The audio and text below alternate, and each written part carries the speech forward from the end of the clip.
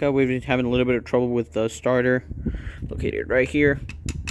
What's going on is that it starts fine when the engine is cold, but once the manifold right here is warm, since that covers right above the starter, when the manifold is warm, the starter won't start. It won't spin at all.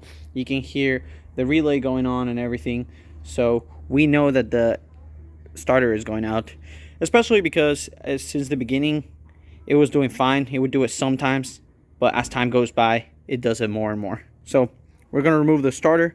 I believe we have to, well, first of all we got to disconnect the battery, which we're going to do in a second. Then we're going to disconnect the starter itself. Then we have two bolts. We have one here and the other one right here. So that's what we're going to do today.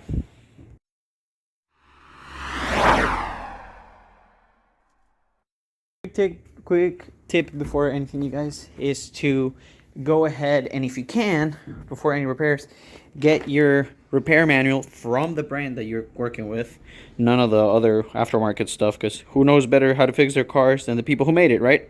So you go over here and you can go into the troubleshooting parts and find everything that you need. In this case, we're on the starter system, and right here it tells you how to troubleshoot everything, how to go ahead and remove everything.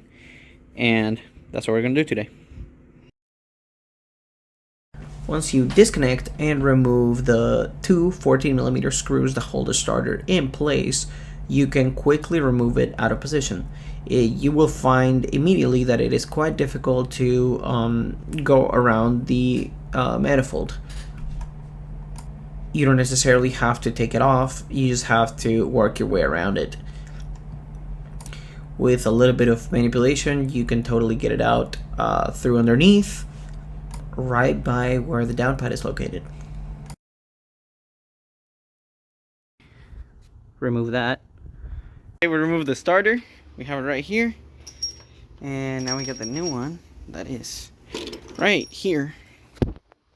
And we just got to throw it on. We found out that we don't have to actually take the whole thing out.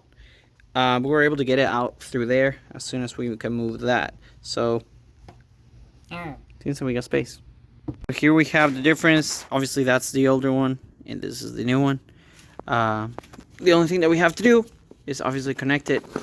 You have the positive terminal right here, which is, in this case, this guy. And then this will be your ground contact. I took the bolt off of this one, but yeah, so that's what we're gonna go ahead and do.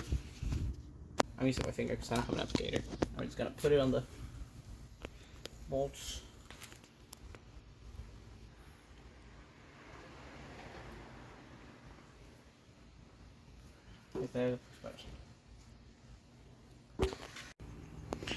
Okay, now it's connected and we're ready to go. We still have the ground terminal disconnected off the battery, so circuit is not completed.